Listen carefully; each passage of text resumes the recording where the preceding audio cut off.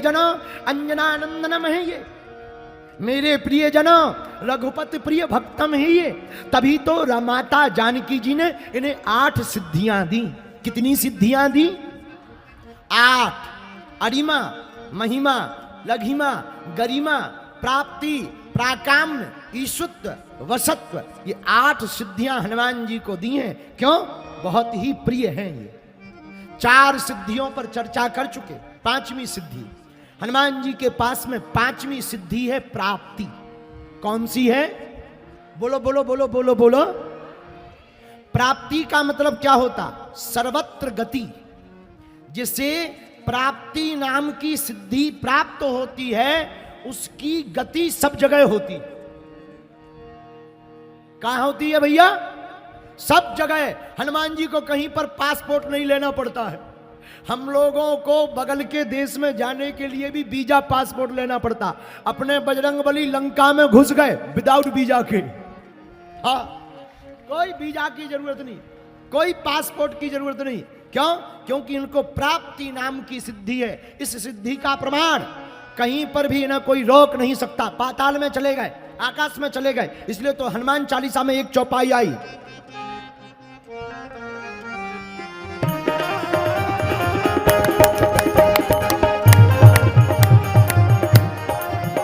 ए हा जय हनुमान ज्ञान गुण सागर, जय कपीस तिहुँ लोक उजागर।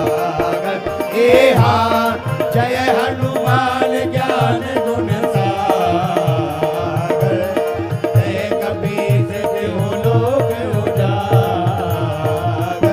हाँ, जय कपीस तिहुँ लोक उजागर, जय कपीस तिहुँ लोक उजागर। जय कपीस तिहुँ लोक। प्राप्ति नाम की सिद्धि से हनुमान जी तीनों लोकों में चले जाते, कोई नहीं रोकता। अच्छा, गए कहां? पाताल लोक में गए, अहिरावण के पास। पृथ्वी पर तो हनुमान जी थे ही, आकाश में भी गए। कब? आकाश की छलांग बाल्यकाल में ही हनुमान जी ने लगाई। गगन में मारी एक उछाल, गगन में उछाल मारकर सूर्य को खा लिया। हनुमान जी महाराज तीनों लोकों में गए। इसलिए तुलसीदास जी ने क्या लिखा? जय कपीस तिहुँ लोक उजागर, जय कपीस तिहुँ लोक उजागर। तीनों लोकों में हनुमान जी की गति। इस किस कारण से? 8 सिद्धियों के प्रताप से जो पंचम प्राप्ति नाम की सिद्धि है, उसी के बल पर श्री हनुमान जी महाराज सर्वत्र गति, अतल वितल सुतल तरातल रसातल महातल पाताल, भूलोक भवलोक स्वर्गलोक महलोक जनलोक तपलोक सत्यलोक, किसी भी लोक में जा सकते हैं। क्योंकि हनुमान जी के पास 8 सिद्धियां। इसलिए हमने चौपाई ली, 8 सिद्धि नवनिधि के दाता, असवर दीन की माता। राम सिया राम जय जय राम, ओ राम सिया राम जय जय। एक बात बोले, बुरा ना मानना। हरियाणा के पागलों, नोट कर लो, हम लोगों की क्षमता सीमित है, भगवान की क्षमता असीमित है। हम लोगों की क्षमता सीमित है, भगवान की क्षमता असीमित है।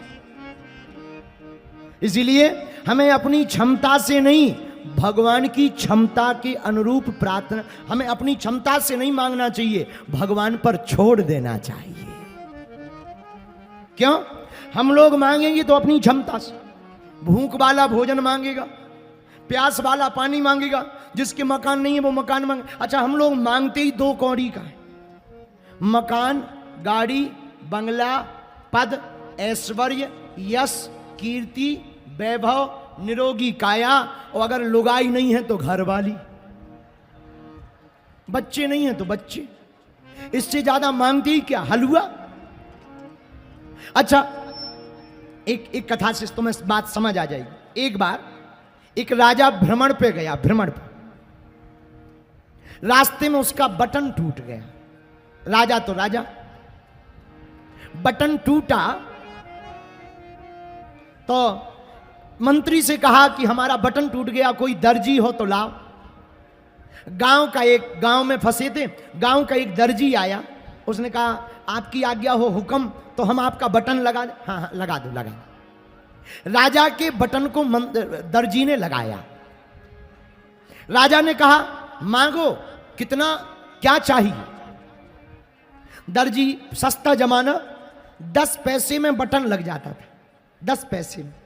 दर्जी ने सोचा राजा है, 2 रुपया मांग लेते, 2 रुपया मांग लेते, राजा है। अब उसके लिए तो 2 रुपया बहुत बड़ी बात। लेकिन उसने सोचा एक बार गुरुजी से पूछे। गुरुजी के पास गए। गुरुजी, राजा ने कहा है बटन लगाया हमने, वो कह रहा है मांगो। क्या मांगे? बोले मूर्ख हो, जो मांगना है राजा से कह दो, जो तुम्हें उचित लगे सो दे दो। वह वापस आया दर्जी। राजा ने कहा मांगो, क्या सलाह लेकर आए, क्या चाहिए? दर्जी बोला हुजूर क्या मांगे? मन में सोचा 10-20 रुपया भी मांगेंगे तो कोई बड़ी बात नहीं, आपको जो उचित लगे, जो हमारा मेहनताना उचित लगे सो हमें दे दो। राजा ने सोचा हम राजा हैं, कम देंगे लोग हंसी करेंगे, बड़ा कंजूस है। बड़े लोगों को एक और बड़ी दिक्कत होती है, बड़े लोग कुछ इसलिए भी दान नहीं देते हैं कि उन्हें यह दिक्कत होती है कि कम ना देने, कहीं हम कंजूस ना हो जाए।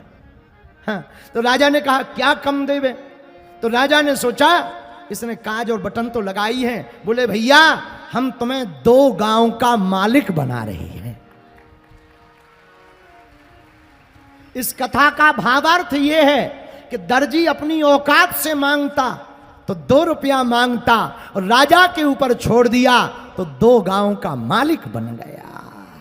यही हम लोगों का है। हम प्रभु से मांगेंगे तो अपनी औकात, अपनी क्षमता से मांगेंगे। अगर भगवान पर छोड़ देंगे तो भगवान अपनी क्षमता से देंगे, और देंगे तो सुदामा की तरह देंगे कि तुम संभाल नहीं पाओगे।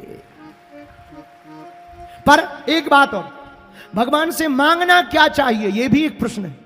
भगवान से क्या मांगना चाहिए? हरियाणा कुरुक्षेत्र के पागलों, अगर हमसे पूछो तो हम तो एक बात बोलेंगे, भगवान से कुछ नहीं मांगना चाहिए। भगवान से तो भगवान को ही मांगना चाहिए। हाँ, हाँ, बाकी सब नाशवान है, भगवान ही शाश्वत है। तो भगवान से क्या मांगो? भगवान से भगवान को ही मांग लो। लेकिन आजकल का आदमी इतना खतरनाक है, हनुमान जी ही बचाएं। ये मंदिर में जाता है, आरती गाता है, नहीं चाहिए धन और दौलत, ना चांदी ना सोना, मां हम तो मांगे तेरे मन में एक छोटा सा कोना, सब पर करुणा बरसाने वाली, बिगड़ी बनाने वाली, दुखियों के दुखड़े सावरती, ओ मैया हम सब उतारे तेरी आरती। मंदिर में जाएगा, जगदीश भगवान के मंदिर में, वहां भी भगवान से कहेगा तन मन धन जो कुछ है स्वामी सब कुछ है तेरा, प्रभु जी सब कुछ है तेरा, तेरा तुझको अर्पण क्या लागे मेरा। अच्छा, मंदिर में अंदर करता जो कुछ है सो तेरा, लेकिन जैसे ही बाहर निकलता सो कहते गाड़ी कहाँ गई है मेरी, ये मकान है मेरा, ये लुगाई है मेरी। बताओ कितना दोगला आदमी है, कितना विचित्र आदमी है, कितना विचित्र आदमी है। मंदिर में कहता सब तेरा, बाहर आकर के कहता मेरा।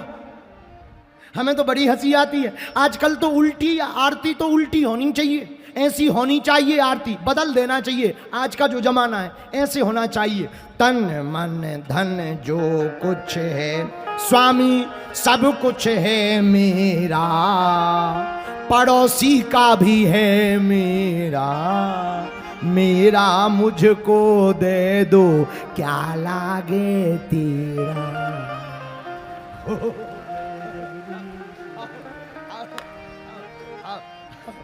आजकल तो यही आरती फिट बैठती है। लेकिन भैया हम लोग कितने विचित्र हैं। भगवान से कहते सब तेरा, बाहर आकर के कहते मेरा। मेरे प्रिय जनों, हम हाथ जोड़कर विनम्रता पूर्वक प्रार्थना करना चाह रहे, भगवान से तो भगवान को ही मांग लेना चाहिए। क्यों?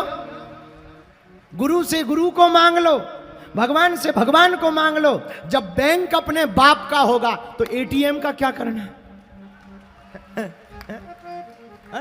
बैंक अपने बाप का होगा, एटीएम का क्या करना? शक्कर की खान घर पर हो तो शक्कर खरीदेगा कौन?